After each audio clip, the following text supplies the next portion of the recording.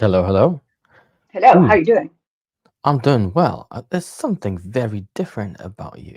I can't tell what it is. It's the hairstyle. I washed my hair. So That's cool. it. I I haven't seen washed you it. for 2 weeks. Yes. How's the facial growth going? It's going really, really Moving nice. on. It's quite gingery. Hang on, let me put my specs on. Get closer to the camera. Yeah. My mom's got ginger hair, so I'm Oh, doing. I'm half, basically half gray, half ginger. yeah, it's a bit like Paul 10 years ago. Oh, oh well. Right. Ah, okay. I'm gonna have to take one of my ear. Ah, ah, ah. Okay. Just had to take this one out. Yeah, I I think I have think my. your sound is going through those headphones, by the way, not through your Yeti. Oh, is it? Oh, hang on. Let me just do that then. Thank you. Audio. Ah, you are correct. Hang on a second. That should be better. Hello? Is Say that better something now? again. Say something. Then change to this. Okay, can you hear me? Yes, now we're talking. We're rocking now. Wait, okay, great. So let's see. Oh, we've got a few people who have arrived already. So, people, could you just let us know? Sorry, I got something in my eye. Could you let us know that you can hear us, okay? And our general yabbering has been audible to you, and then we will get things going. And So we have we this. promise that we won't be talking about the color of my beard, that's for sure. No, or the fact that I bothered to wash my hair today. I do wash it every day, but just usually by the end of the day, it's a mess. Right. Hello. Can you hear us, people? Just someone type, hey, Gigi or Yevgeny. I can hear you loud and clear. We're waiting. Oh, yes. They can hear us. Great. Awesome. Right. Oh, Pixie's back again. Excellent. So, shall we kick off then? Seeing Yeah. as you've been off and I've been running the show for the past 2 weeks, you can have the pleasure of doing the older intro. So far away. Oh, absolutely. Wouldn't wish it to be any other way. So, folks, welcome to the weekly live interview coaching with Day One Careers. It's the best show on YouTube, folks. And the reason why it's best on YouTube is because we help you prepare for your job interviews with Amazon, specifically for your behavioral interviews with Amazon, so that you can go and get yourself the job of your dreams. So, what do we do in this show? We answer all and every question that you have about behavioral interviews at Amazon. So, how did we get to this amazing thing called this show and Day One Careers? Well, you probably know quite a bit about us because you probably found us through our YouTube channel, but I'm just going to give you a quick intro. And while everyone is piling in, and then we can get cracking. So this is Gigi. I'm Yevgeny. I don't know where we are, but anyway. So we have two people. One is Gigi. One is Yevgeny. So we're both former Amazonians. We both used to hire people, interview people for our teams, for other people's teams. Gigi also used to bar race, so she's been flying around the world and interviewing people. I mean, it's a very It's a special thrilling privilege. life. Yes, very thrilling life. You know, she was the international woman of mystery at Amazon. Funny enough, never bar raised any of my loops, which I regret till this day. Um, anyway, so we both started doing this whole Amazon interview coaching slash selling courses and AI tools in different journeys. So my journey was basically in my last 2 months at Amazon. While I was sort of transitioning from Amazon into Apple, I thought, you know what, let me run a little experiment. So I would get someone at phone screen one, and I would realize, okay, the candidate has a really decent resume, CV, fits the job description, would love to have them at Amazon, but their interviewing skills suck. They just, they're not good at it. So I thought, what if I were to give them a little bit of coaching and then pass them to the second phone screen instead of rejecting them at phone screen one, and then just see what happens? It was a very sort of qualitative-ish experiment, but it did prove to me that actually, if you give someone who really wants to learn and really wants to get the job, a little bit of interview coaching, that they will get better and they will improve. So I started coaching first. Then when I realized that I was running out of coaching time, I decided to launch courses, and then ended up merging with Gigi, because one of the candidates that Gigi and I both worked together with, she basically said, hey, you need to speak with Gigi because she's awesome. She's super credible in this industry. Apparently, she said the same to Gigi. And so we met in the pub and then decided to merge our businesses. And so from Feb 2022, we are Day One Careers, and we coach you guys in person. You've got the best Amazon interview prep suite of self-study tools that you can have, the best courses, the AI tools that help you. I think, that's basically my journey. But what was your journey into this whole thing, Gigi? Well, Yevgeny, my journey, it's a bit different to yours, actually. So how I kind of ended up here was, as Yevgeny said, I was an interviewer and a bar raiser. So I did a lot of interviewing, probably 2 to 3 interviews a week.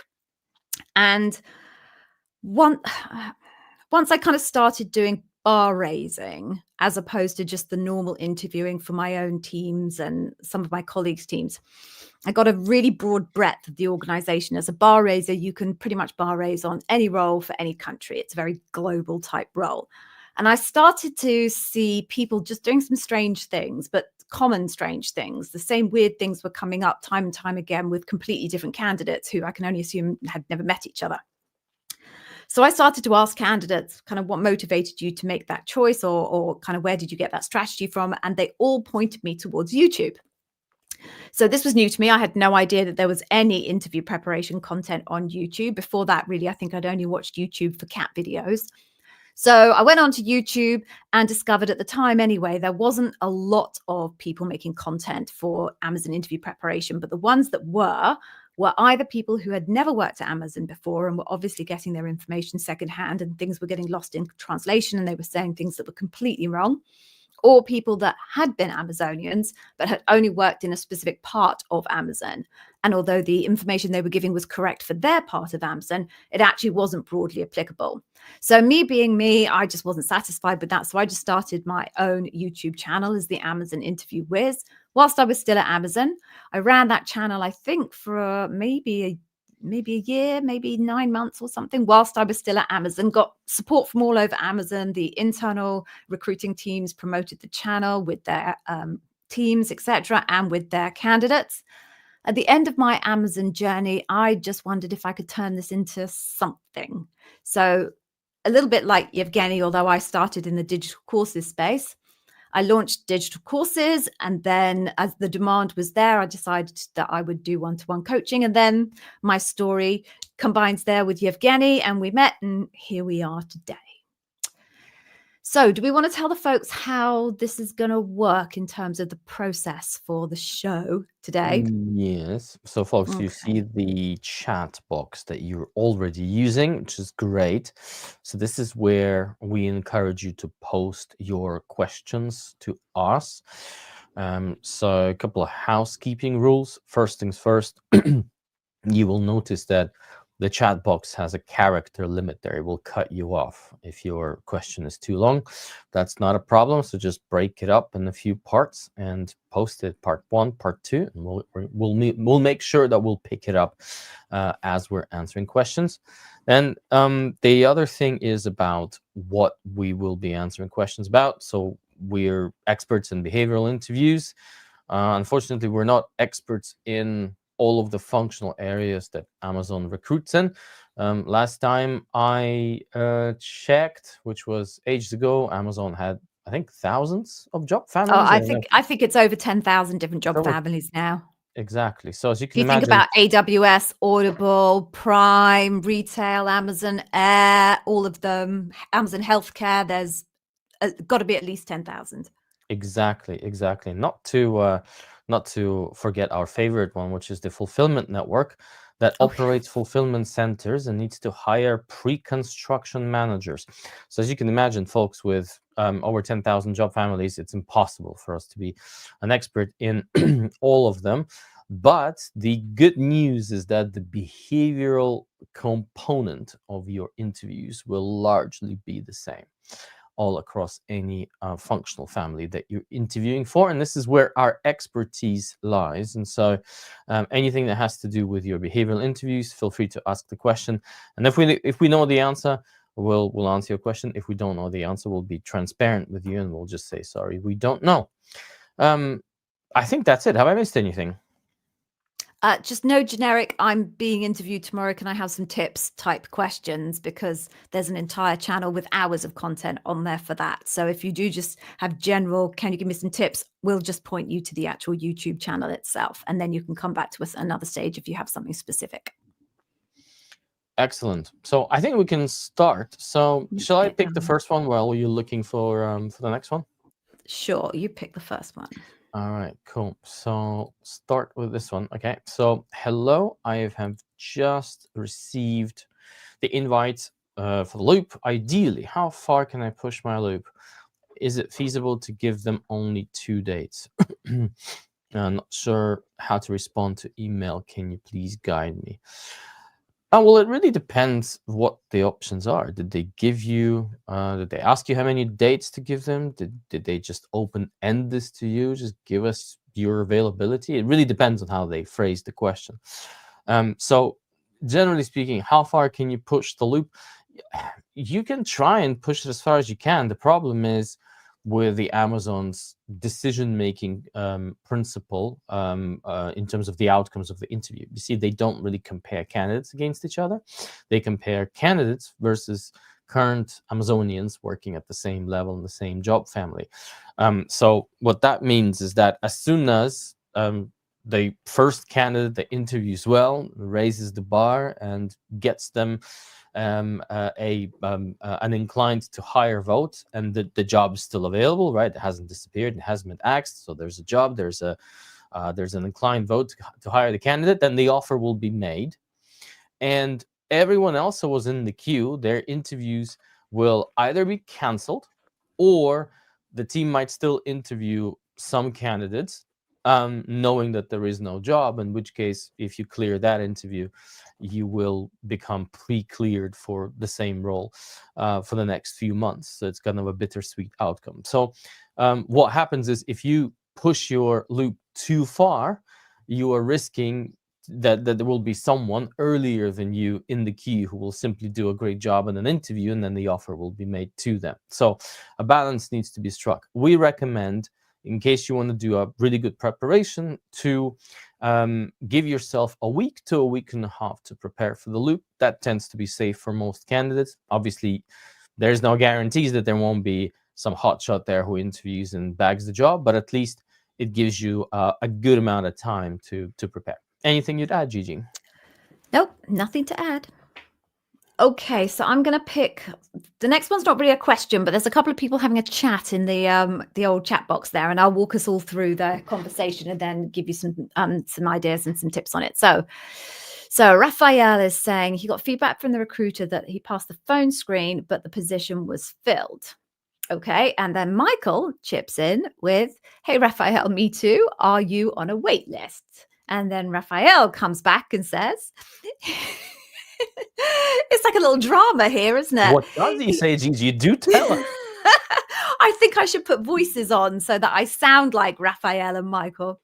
Right, so Raphael says he said he would redirect my application to another hiring team. Does this mean I would start interviewing from scratch, or would I be invited for a second round interview? So therein lies the question, people. We got there. So Raphael, you will have to start interviewing again from scratch. Process-wise, you kind of have to go back to the beginning. It would be different if you passed the loop and someone else accepted the job just as you passed the loop. Then you might possibly not have to go back to the beginning. But seeing as you've only just made it through phone screen, in all likelihood, you will have to do another phone screen. Right. Should we go to, do you want to pick up Pixie? Yes, Pixie. All right. How do you assess candidates who have shown deep ownership but didn't have people management responsibilities? And then, is it a strength when someone owns a failure or delay that came from upstream, or do you look for more direct control? I think we have like two different questions here. Right. So let me address this one. So, how do you assess candidates who've shown deep ownership but didn't have formal people management responsibilities? These are two different things as far as leadership principles are concerned, because people management responsibilities tends to be hire and develop the best and specific questions there, and deep ownership, I suppose it's ownership.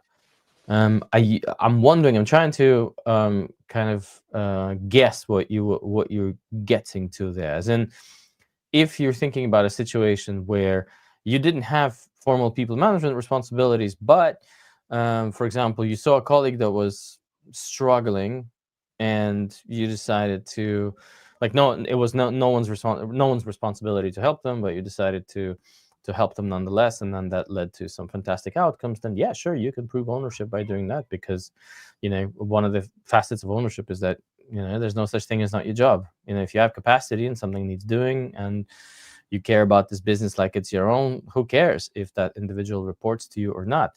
You might also get some points for hire and develop the best under the develop the best, but yes, you can. I think you can demonstrate ownership through doing that, and in that case, the fact that you did not have any formal reporting lines with that individual, that's actually helpful. So that, would you agree, Gigi, or would you have a different perspective? Well, it depends exactly what he's saying. But if the question is, how do you assess candidates who've shown deep ownership but didn't have formal people management responsibilities? So you assess the two independently of each other. They don't influence each other, right? So that's how you assess them. And then that's one layer. And then if the next question is, which of those would they consider more important? Then it depends on the job. Whether, obviously, it would need to be a line management role with direct reports if they were going to consider hire and develop the best to be an important leadership principle. But there's no single answer to that, because it's completely job dependent as to whether ownership or hire and develop the best is more important. Yes. And then we have the second one, which is it a strength when someone owns a failure or a delay that came from upstream? I would say yes, in most cases. Yeah, it shows ownership, shows the fact that you own your dependencies, and you get on with things. That'll be my assessment. But again, it really depends on the specifics of the story and what leadership principle is being tested and what question is being tested. But yeah, generally it's great quality, lines up with ownership. Would you have a different perspective? No. Shall I pick the next one then? Yes, please. Zoltan. You are very welcome. So you're waiting for a program manager loop to be scheduled. In my experience, I had two. Yeah, I think I know where. Do you know what? I'm going to put my glasses on because my eyes are starting to hurt. Hang on a second. My angry glasses. Right. So in your experience, I had 2-year-long SAP implementation project with multiple work streams and deliverables. What is the best way of presenting the situations without driving the impression I'm repeating the same situation? Yeah. Okay. No problem with that one, Zoltan. We can give you a good tip on that. So you need to do it exactly the way that you've just described it, which is set it up as a multi-year program with multiple work streams. So I'm going to pretend that I am building a house. I'm the project manager of building a house. And of course, building a house requires lots of different work streams, because you've got your gas, you've got your water, you've got your roofing, you've got the core of the building, you've got electrics, blah, blah, blah. So it's a multi-stream project.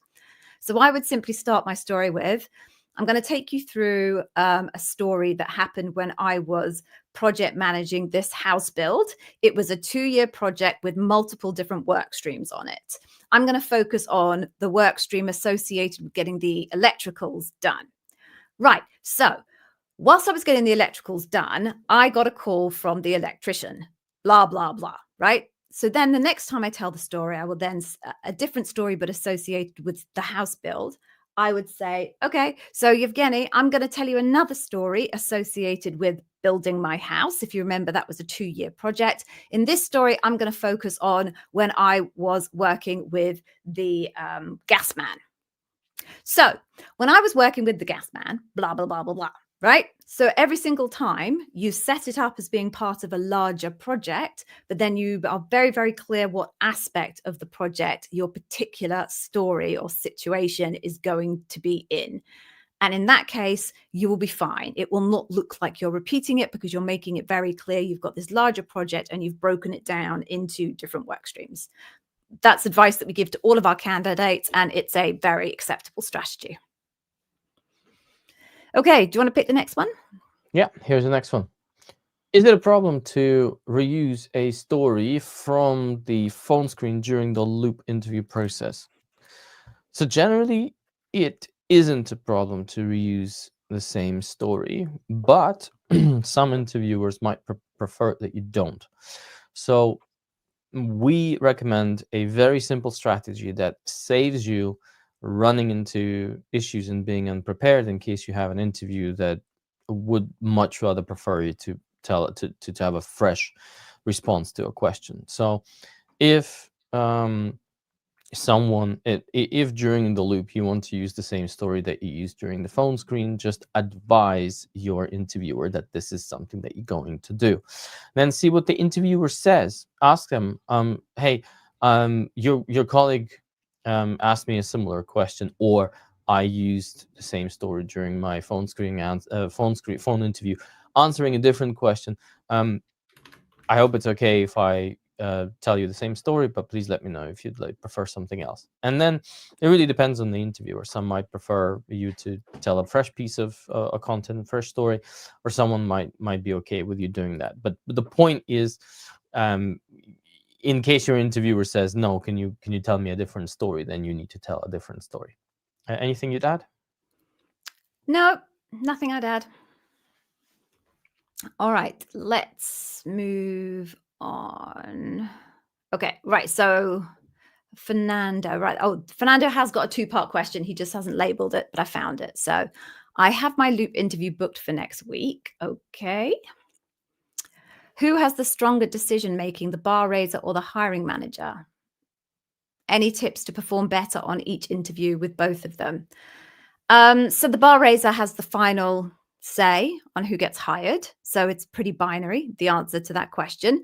Now, obviously, they will take on board the hiring manager's thoughts and feedback. When it comes to the functional skills, generally the bar raiser is not from the same functional space as the hiring manager, and therefore one would defer to the hiring manager as regards whether the candidate has the required skills and has reached the required level on the functional side.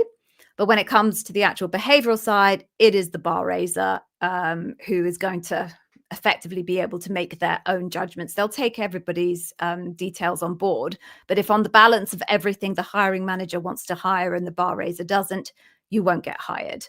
If the hiring manager doesn't want to hire you, but the bar raiser does, they're very unlikely to try and force the hiring manager to take you on, because generally that won't work out well for anybody. No one wants to be forced to take someone they don't want.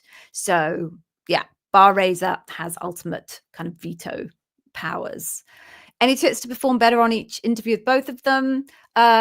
Same tips we would give you for performing on any interview with any of the interviewers, be they colleagues, bar raisers, or hiring managers. And all of those tips reside in the YouTube channel. So do feel free to go away and dig through the YouTube channel. Everything there is relevant to everybody that's going to interview you. Do you want to pick the next one? I think it's Ricardo from Peru. Yes, Ricardo from Peru. Gosh, what time is it in Peru? You answer Ricardo's question, and I'm going to Google what time is it in Peru. I'm thinking PST, but keep me honest. All right. Okay. So I already passed a 15-minute recruiter interview and will now have a conversation with the PS. Okay, regional leader Nola, the hiring manager. Okay, and then Where's your second part? Is it this one? I want to know what level is L6, L7, and how long should my answers be during the hiring, during for hiring and loop.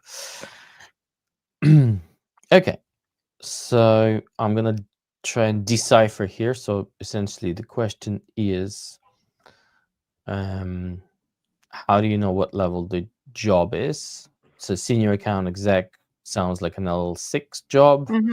I'd Because say so. typically you'd have, for the most popular functional areas, it is senior something manager, that's an L6, and then the senior manager, and then functional area, that tends to be an L7. In finance, it gets a bit finicky, but I think for account execs and sales, it's pretty much classic. Then, in terms of how long should your answers be during, I'm imagining the phone screen or the hiring manager interview and the loop, the same length roughly. And our recommendation is that for an L6 role, aim for about a 6-minute opener, and then see where the Q&A will take you. The official guidance that Amazon gives is not longer than 4 minutes, which we purposefully recommend to overshoot. And so L4, I think for an L4 interview, 4 minutes is fine. But as your level starts going up, so typically will the complexity of the problems that you will be solving in the stories. And that means the length of your story will naturally increase. And so by the time you get to L6, L7, you'll be talking for 6 to 7 minutes. Now, just keep in mind that some interviewers will not allow you to go the full distance in your opener, and they will start jumping in and asking you follow-up questions as you are delivering your story. So then once that starts happening, then the length of your opener really doesn't matter anymore, because once they start jumping in and then you get yourself back on track and keep on telling the story, then it's literally until they stop you and ask you to pull up and talk about the results or something like that. But if you get to tell your opener from start to finish, about 6 minutes is what we would recommend for an L6 role. Anything you'd add, Gigi? No, nothing I would add. Although something curious is happening down below from Amit. Do you want to just quickly read Amit's question just below Peaksy and see what you think? There's a strange reference in there to 8 seconds. Okay. Yeah, you read that. Okay, You internalize that. Yeah, you internalize that, Okay. and I will then pick the next one. Okay, we've got Petty. Oh, that's 2 of 2 for Petty. Hang on. Where are you? Where's one of 2? There it is. Hi, Gigi and Evgeny. Right, you're back. Oh, yes, of course, Petty. Welcome back. I'd say it's nice to see you, but I suppose if you were here before and you're back, that means you didn't get the role last time, which makes me sad. But okay. I applied for a language content specialist and did an online assessment. Okay. I didn't get an answer if I passed or not, but my application was still considered. Right. I think what you mean is your application is still marked as still under consideration. Then your part 2. Now, 2 months after they sent an interview invitation and reposted the job, does that usually happen? Does it mean they had selected someone else, but it didn't work? Just wonder. Right. I'm a little bit confused, Petty. I think what you're saying is you completed the online assessment, but you didn't hear back. They have since reposted the job.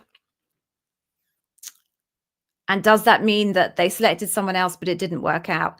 I don't know, Petty. It's a little bit confusing in the way that you've represented it. And actually, there are multiple reasons why a job might come down and then be reopened. So it could be budget. They lost access to the budget and therefore they had to close the job. And now they've been able to reopen it. Don't know. But all I'll say is, Petty, if it's been reopened, have another go at it. Just make another application and see what happens.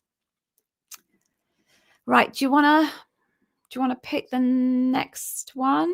By the way, I've internalized what Amit was saying. So right, yeah, okay.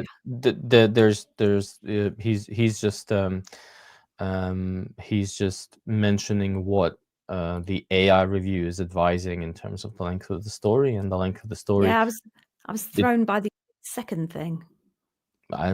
Yeah, I mean, I'm not sure We'll about pick that up later. Yeah, we'll pick that up attention span, later. but it correlates to our guide. It's our guidance, basically. That's what it Right. spits out. Okay. Okay, I was so thrown by the 8 seconds. Right. yeah, So you right. want to Do pick the we next do we one? want to do the commercial break before I pick the next one? Oh, is it that time already? Gosh, doesn't I time think so. fly when you're having fun? I love the way you call this a commercial break. It's massively overselling what it is. I keep saying I have to do new ones, but there's just never time, is there? Okay, so folks, we have a very brief request from you. So as you obviously realize, a massive amount of effort has gone on to building the very, very extensive YouTube channel. And of course, these weekly sessions that we have for you, as well as our free community, as well as our blog content. We've put a lot out there, hopefully so that we can help you out and get you the job of your dreams. It's all free in the main, unless you want to sign up to one of our amazing courses or our coaching sessions. But certainly got access to a ton of content, totally free, full of amazing expertise. We don't ask anything in return except for this one tiny thing. And what we're asking in return from you is that whenever you watch a piece of our content, you just give it a bit of a thumbs up on YouTube, or you write a little comment. Hey, you got the fireworks. Hey, Gigi, Evgeny, I've got this question, or thanks for the video, or something along those lines. What that does is it gives YouTube some positive signals for the algorithm. It basically tells YouTube that, number one, they served that content to the right person, and number two, that person actually liked that content. What that then does is gives a whole bunch of kudos to the Day One Careers content in the algorithm, and it will effectively push us higher up in the algorithm. That means more people will get access to what is very straightforward, very specific, and very actionable and usable advice from us, which isn't necessarily the case if you happen upon YouTube videos from somebody else. So in the spirit of practice, because we all know that practice makes perfect, I'm going to ask you to spend the next 30 seconds, because that's how long the video reel is, giving us a little bit of a thumbs up on this particular video so that you then are practiced for the next video. By the way, folks, in case you didn't know, I can see how many people here have actually liked the video, and I can see how many people are on the stream. So I am going to be disappointed if that number doesn't go up significantly after I run this VT. Just a warning, it is a little bit loud, folks. So if you have ear things in like I do here, you might want to take them out of your ear. If you've got headphones on, you might want to push them back ever so slightly. It is worth it, though. It is the most glorious video, and I'm sure you'll all agree with me once you finish watching it. So after 2, 1, 2, 3, here we go. Like, please like the stream now. Like, please like the stream now. Like, please like the stream now. Like, please like the stream. Like the stream. Like the stream. Like the stream. Like the stream. Like the stream. Like the stream. Right, there we go, folks. I told you you'd love it. How are we doing? Okay, that's not a bad lift. Thank you very much. Appreciate it. Right, so do you want to pick the next one, Evgeny? I think it's Darren Raphael N. again. Oh, is it Raphael? What happened to Darren N? Did we miss Darren End? Where's Darren? It's the same question. Oh, okay. All right, fine. Yep, skip that one then. Yeah. So okay, cool. So we are going to Pixie again, I think. No, I think it's Raphael, which is this one. That one. Okay, cool.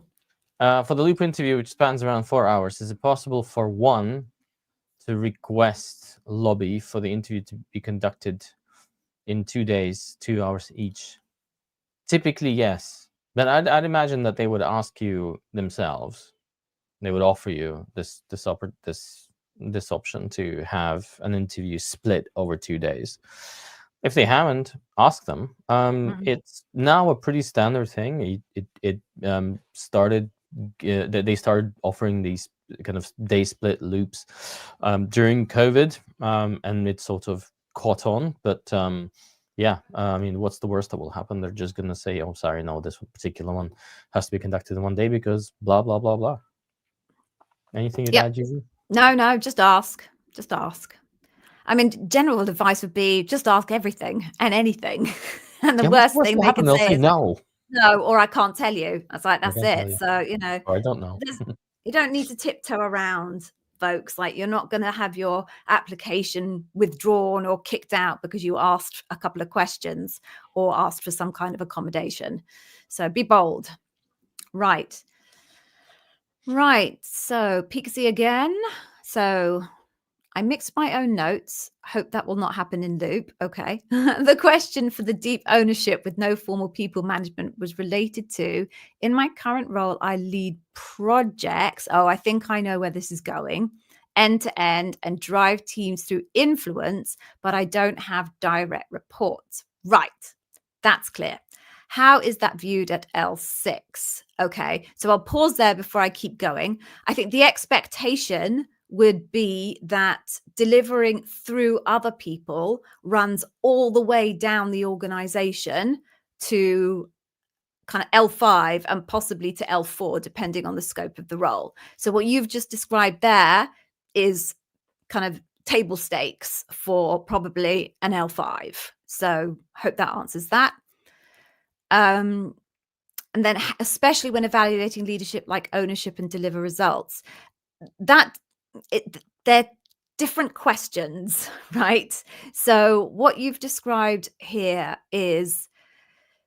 could be multiple different leadership principles. So you might have a story about hire and develop the best through one of these projects that you've run, where you are leading teams virtually, through dotted lines. You could possibly come up with a develop the best story there. You could also come up with a deliver results story if you faced multiple hurdles and barriers in delivering a project through these different teams. You could also do an earn trust story, probably, in terms of building trust in relationships with people who you do not have direct authority over. Ownership, less so. Ownership is about treating the business as if it was your own, and either stepping way beyond the scope of your responsibility to do something you think is important for the business, or not letting go of something because you want to make sure that it is done in the very best way possible. So I don't think I would struggle to see how ownership links to being a dotted line manager, but being a dotted line manager can feature in many different leadership principles. It's not specifically bound to a particular leadership principle. Okay. Does that make sense to you, Yevgeny, as I've described that? Yeah, totally. Okay. Then this one.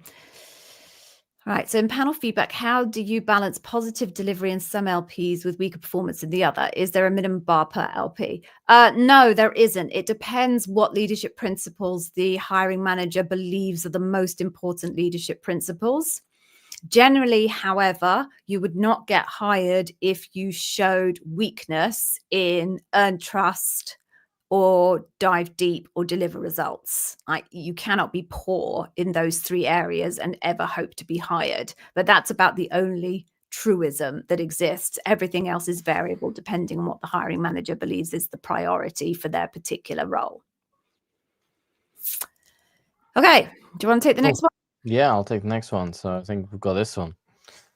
I have an interview with one person after the recruiter call. The loop hasn't started yet. So what should I expect there? Should I use my best stories prior to the official loop? So what you should expect there is called a phone screen or a phone interview. It might be with the hiring manager. It might be with someone else from the team. It depends. So that is a single interview stage. After that, after the phone screen, your next step could be either another phone screen or it could be the loop. It really depends. Some teams prefer to have two phone screens. Some teams are flexible. Some teams just do one. What should you expect there? You should expect an interview that will cover many different aspects. They will ask you questions about your motivation, like why do you want to work for this team, or why do you want to work at Amazon? Depends on how the hiring manager or your interviewer wants to ask them. You might get some questions about your specific functional area, and those questions might be entirely dependent on how the hiring manager, the interviewer, or the team prefers to assess those types of skills, and then you might get a few behavioral interview questions, which usually will be based on those leadership principles that are particularly important for this job, as said by the hiring manager. The order of these interview elements, and indeed which ones of them will be picked during the phone screen, it's a bit loosey-goosey. It really depends on the hiring manager. But, I'd say in 6 cases out of 10, it's, why Amazon, tell me about yourself, something about your functional area, and maybe 1 or 2 behavioral interview questions. That's kind of what tends to be there. Should you use your best stories prior to the official loop? Right. If so, our general recommendation is you need to prepare a content bank, a story bank of X number of stories. It's 2 stories per leadership principle, and let's say if it's an average sort of L6 loop, then it's 10 LPs, so 20 stories in general. So from your career during the 5 years leading all the way up to the interview date, select the best 20 stories, the best of the best, your greatest hits from your career. So in that case, you don't have to think about, am I bringing my best stuff or not? But if you do grade your stories by the best versus the worst, then yeah, bring your best stuff to your phone screen. But do keep in mind that in the phone screen, they will be focusing on specific leadership principles that they want. And if your best content happens to be linked to a different leadership principle, you just have to go with, with whatever answers the question best, right? So I would say maybe as a baseline strategy, and I think Gigi will agree with me, just answer the blooming question. Give the story that gives the best answer to the question, so that you don't have to think much about whether you've used your best content or not. Would you agree? Yep, that's it. Just answer the question. Absolutely. Very well put. Okay, so this is just a quick one, Yevgeny. So I'll do this one, then I'll pick another one as well. So Ricardo, okay, are all interviews conducted in English, even for LATAM? No, not necessarily, but you will have to prove the standard of your English. So what would usually happen for non-English speaking countries is you would do your interviews in your native language, and then you would have one person on your interview group who is responsible for assessing the quality of your English. So it might be that you do an entire interview with that individual in English, or you might be asked to do just a couple of answers in English. It might not be an entire loop, but more than likely, the vast majority of it will be in your native language. Okay, so moving on then. Right. All right, so we've got further clarification. Right, understand. Okay. So I think we've covered this off, because really this is just right. Okay. All right. But I'll do this anyway, Evgeny, because it extends the point a bit more. So interview GD says keep it to 3 to 4 minutes. Okay. Day One Career says close to 6 to 7 minutes for an L6. Yes, that's correct. And we've already talked about the difference between why we're saying 6 to 7 and Interview Genie is saying 3 to 4. Interview Genie is saying 3 to 4 because they're simply reading the Amazon guidance. What we're doing is adding our expertise on top of that. Interview Genie, if you're watching, I'm sure you're a lovely person, but they've never worked at Amazon as far as we know, which is why I think what you'll find there is a little bit more generic in terms of just solid interview advice, maybe with some added insight from someone else that that person has managed to get some info from. But we've told you why we suggest 6 to 7 based on our experience at Amazon. Okay. Isn't 6 minutes speaking a lot? Should we leave room for follow-up questions? Okay. So 6 minutes speaking a lot? Not necessarily, as long as you're speaking about relevant content that speaks to the leadership principle. Should you leave room for follow-up questions? Well, think about how long your interview is. Your interview is an hour long. So if you are giving 6-minute answers, and let's say they are aiming for 3 questions, because you probably don't want to have to answer more than 3 questions in an hour-long interview. So we're at 18 minutes so far. You've got an hour interview. I think that 18 minutes of you speaking leaves plenty of room for follow-up questions for an hour's interview. I think the math is very self-explanatory there. So there is room for follow-up questions, right? In the 1 hour. The question you're asking me is, do we try and make it a two-way conversation or a straight storytelling? It actually really depends on your interviewer's preference. I am very happy to just sit quietly and listen to a story and capture the data, because my job is to capture data. My job is not to interview you. I am interviewing you in order to capture the data. So if you are happily chatting along and sharing with me information, which is the data that I want, why am I going to speak? I'll just sit and listen and, and capture it all. But if I have a question, something piques my curiosity, or I'm slightly lost on something, I will interrupt just to get some clarification or to send you in a different direction that I might want to go. Or I might be an interviewer, and I think Yevgeny's one of these interviewers, who keeps all of my questions until the very end. I don't do that because my brain, I can never remember. So as soon as I think of a question, I have to ask it straight away or it's lost. But plenty of interviewers will wait for their questions at the end. Some interviewers prefer to actually get a little bit more involved in the narrative, and other interviewers like me are happy to just sit back and listen. I'm happy for someone to speak to me for 6 minutes, tell me everything I need to know and move on to the next question. I'm a very happy person if that happens, actually, because it means I have to do very little work, which is always going to make me happy. But you don't know what of these people your interviewer is going to be. So the guidance we give is, when you are starting out on your story, once you get to the kind of the first part of your action section, on the first answer that you're giving to any individual interviewer, pause and ask them, can I just check, am I giving you the level of detail that you need? Then they can tell you whether they want you to shift up a gear and go a little bit shallower so that you can pick up the pace.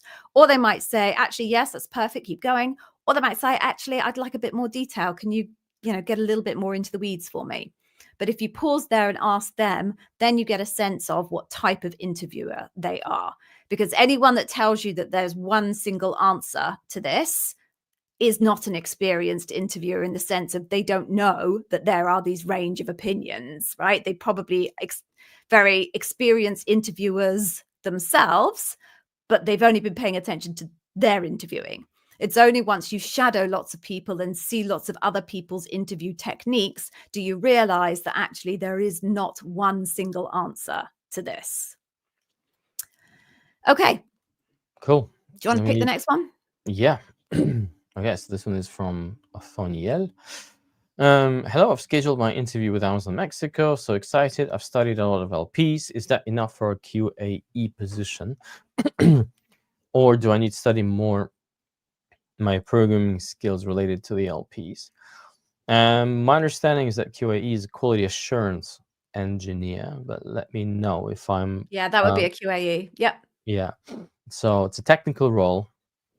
And in this case, the frame, kind of the mental model that I want you to have is that Amazon would want to assess you on your technical skills and your non-technical skills, right? And specifically on your cultural fit. And this is where the 16 leadership principles are coming in. How they're going to assess your technical skills is something that the team should tell you, and you should ask your team. Because if there's a specific technical bar for this role, then you will have to do specific technical exercises, things like algorithm exercises, right? Coding exercises. Or, for example, if they do want to test you on system design, which, by the way, I don't know if for QAE they will actually do it or not, but say they want to, then you will have to... I don't think you'd get system design for QAE. Say that again? I don't think you get system design for QAE. Yeah, I wasn't sure either, but anyway, the point I'm trying to say is that there are very specific ways in which Amazon assesses technical talent, and how they're going to do that should not be a secret. So write to your recruiter and ask them what sort of assessments for your technical skills you should expect. unless you know this already. Now, when it comes to your non-technical skills and competencies, this is where they're going to be asking you behavioral questions based on the 16 leadership principles. When you ask a question, do I need to study programming skills related to your LPs? These are completely different things. You've got your programming skills, which Amazon will assess separately, and then you have your overall leadership principles, your leadership capabilities, which they will assess through behavioral interview questions. The two, in terms of assessing technical roles, aren't related. They have enough space for you to be able to interview you on either. Ask them. And if they tell you, yes, you're going to have so many technical rounds, so many non-technical rounds, then expect the technical questions to be for the technical rounds and the general behavioral interview questions to be in your non-technical rounds. Anything you'd add by way of guidance, Gigi? No. Oh, right. Okay. So I'm going to pick Petty's up again. Right. So they reposted the job you just got the interview invitation for. Right. Okay. Don't worry about it. There's nothing you can do to control that. So just do your interview and don't worry about things you can't control. Can I reuse stories from previous interview for this coming interview? Yes, absolutely. Particularly if you interviewed relatively recently, it would be unreasonable for Amazon to expect you to come up with a whole new bank of 20 new stories in the space of a month or two. So yeah, absolutely feel free to reuse your stories from before. But I will say is, and I can't remember whether you did or did not make it through to loop or not, but look at your stories again, right? Now you have the opportunity to really, really make sure that your stories are absolutely nailing it. So go back. Don't just assume you can use the same stories. Go back to your stories and see if there's anything you can do to enhance them. Okay. Do you want me to pick that? Yeah, please. I think we're almost there and we're almost at time. So it looks like it's going to work out quite well. I think so. Yeah. Okay. So what makes makes the difference between a good star answer from an excellent one for an L6 in a sales role? What are the must-haves? Look, we've got an entire section in one of our courses that gives you a full step-by-step run through in terms of what are those boxes that you need to tick off in order for your star response to be the best it can be. So I'll give you one of those things, which I think is probably one of the most important things that you need to think about. But I'll caveat it by saying that the strength of your response really depends on what the bar is, like who they're comparing you to. Provided that your response is clear and you've mentioned all of the things that you needed to mention, but at the end of the day, they grade your response they're not interviewing you on your interviewing skills, if that makes any sense. They want to learn about your work and the stuff that you've done and what you've achieved with it and the kind of problems you solved. And at the end of the day, they make a call on whether what they managed to extract from you during their interview portrays you as someone who's bringing better expertise than at least 50% of Amazonians doing the same job at the same level. That's the general framework, right? Now, what we teach in our courses is we give you an interview answer framework that helps you maximize the chances that you will raise the bar, that you don't forget to talk about the things that are important to Amazon. So I'm going to give you one of those things here in this session, and that is you need to talk about results. I kid you not, I would say 7 out of 10 of all of my coaching clients, and probably half of the interviewees that I used to interview at Amazon when I was there, completely forgot to talk about results in a way that's meaningful, right? Obviously, they would talk about results because the STAR framework tells you to talk about results, but I would often hear results that have absolutely no numbers, no idea of what did you actually achieve or accomplish, and how did the organization or the customers, the employees, your stakeholders, how did anyone benefit from your work? Or did you just do the work for the sake of doing work? And that is honestly, for many people, it's a make or break thing. So make sure you extract as much facts and as much data as possible to communicate your results. And remember, Amazon is a tech company that's managed mostly by MBAs. MBAs like money. And so, they're always thinking, well, show me the money. Where's the money? And when I say money, it doesn't mean that the data that you share should always be dollars, because if you're a software engineer and you work on improving front-end app latency, then your dollars are nanoseconds. But you know what I mean, right? So talk about the stuff that's important in your functional world, which demonstrates beyond any reasonable doubt that you've actually produced a very strong impact on your business, your team, customers, employees, something other than yourself. Anything you'd add, Gigi?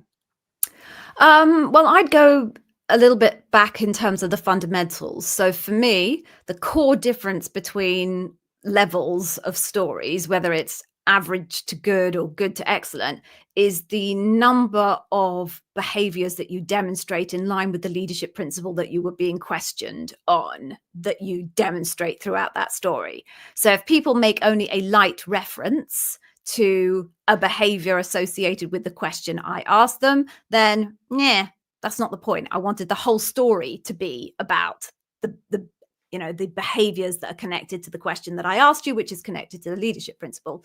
So the more behaviors you can pack in to your story that align with the question that you're being asked, the stronger evidence you're going to be providing of being able to demonstrate that leadership principle.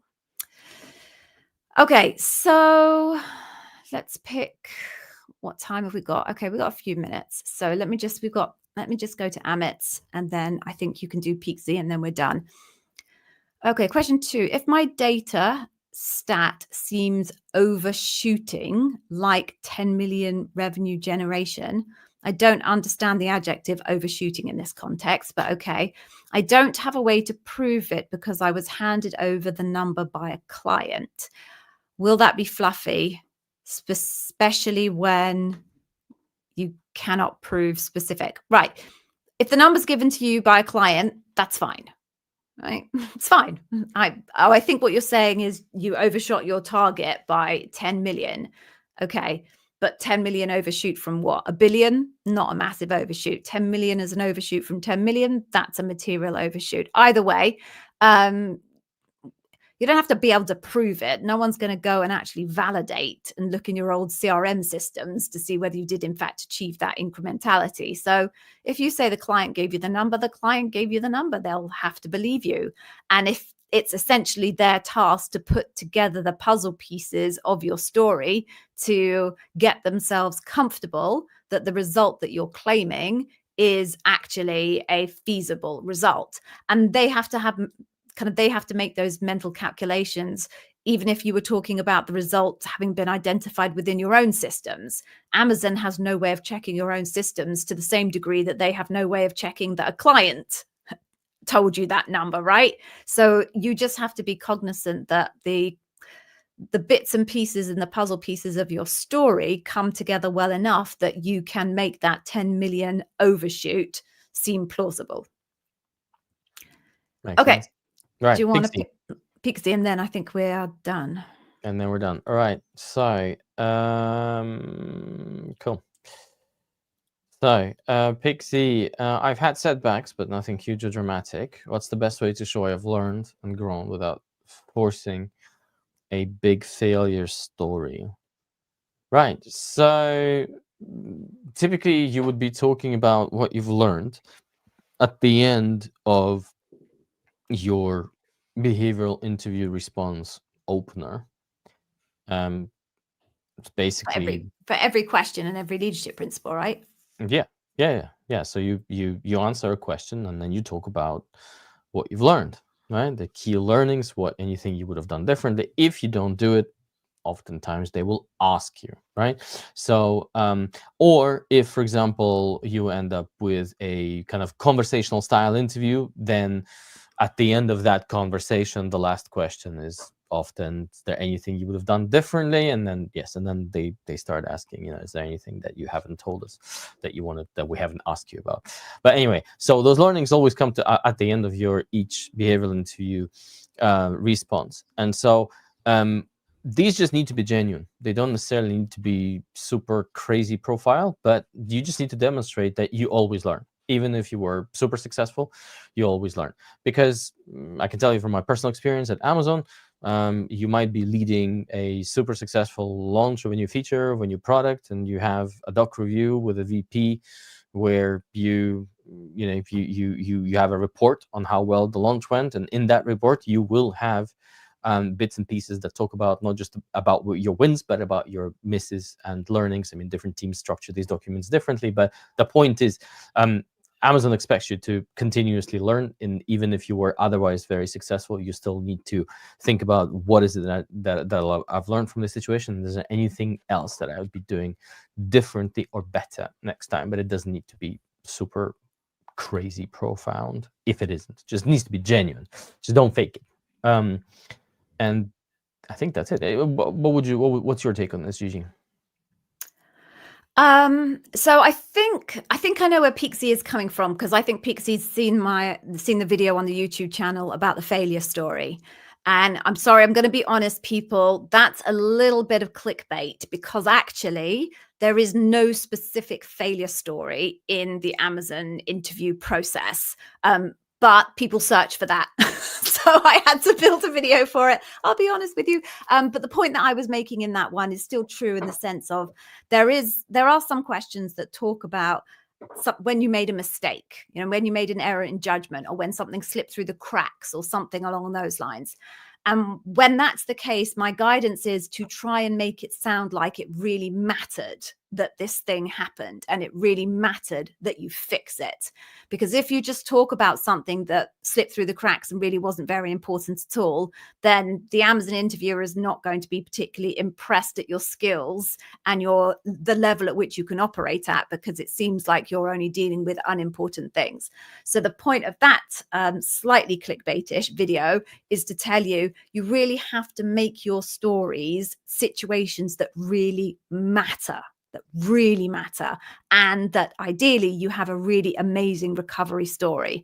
So think about that. But Yevgeny's point is right. If you park this concept of there being one failure question, which there isn't, there are positive ways into each leadership principle and there are negative ways into leadership principles. Yevgeny's point is the more important point, which is you have to demonstrate learning at the end of every single one of your stories, because that shows the interviewers that you are a person who continuously learns, continuously is self-reflective, and can grow yourself rather than waiting for your manager to tell you what you need to do.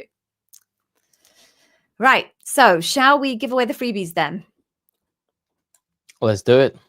Right. So folks, I will spin through this quickly because I know you all want to go, but you'd be mad to go without hearing what I have to tell you. So at the end of this link, we have amazing freebies. We are very, very confident these are the best freebies that you can get for Amazon interview prep out there. So I'll run them through quickly. The first one is a little snippet of our flagship Amazon Interview Success System course. That course effectively takes you from 0 to 1 in terms of your Amazon interview preparation. You could start with nothing, and by the end of it, you will have everything down to a T, reviewed by AI versions of us, and you'll be in a great situation to be able to go into your interview. That's the course. We've just got a snippet of it for free for you, and this free snippet focuses on customer obsession. So it tells you all about the different types of customer obsession there are so that you can pick the right story for the right facet of customer obsession. It tells you what the interviewer is looking for in your story, so you can literally reference that and ask yourself, have I included evidence about that in my story? If not, put it in. And there's a little mock interview there of me interviewing me, just to give you a sense of what it might look like in the actual interview process. The other thing that you can get at that link is what we call the Amazon Interview Preparation Pack. Got a few models in it, but the most important thing in that is a big, big bank of interview questions. We call them plausible Amazon interview questions because they are not the exact Amazon interview questions. They would not be happy if we shared those with you, But we know Amazon interviewing well enough ourselves to come up with some very plausible questions that you can use to practice. Don't assume those will come up in the interview because we've made them up, so they won't. But they are very, very good to practice and get you close to what you can expect in the actual interview itself. If you take out either of those, it gives you access to our free community. I think in our community, we're up to about 7,000, something like that, people who have either previously interviewed at Amazon or who are interviewing at Amazon at the moment. You can reach out to people and see if anyone will do a mock interview with you, and you can buddy up. The other thing we have is an amazing AI chatbot that we have surprisingly called Andy. Andy has been trained on all of the content in the YouTube channel. So if you have a question and you don't want to trawl through the obviously very extensive and with many hours of effort gone into it YouTube channel, and you just want the shortcut, that's fine. You take the shortcut and you ask Andy, and Andy will be able to answer pretty much any question you have as long as it has appeared somewhere in the YouTube channel. And that's it, folks. So we're done. Thank you very much for joining us today. Thank you for all of the questions. For those of you who have interviews coming up, we have our fingers very tightly crossed. If you think of questions now that you didn't get a chance to ask us in the live session, just go to any of the videos on the YouTube channel and drop your question in the comments section. We will probably get back to you around 24, 48 hours. Right. Thanks, Yevgeny. See you soon. See you, Take care, Gigi. everybody. See you guys. Bye. Bye.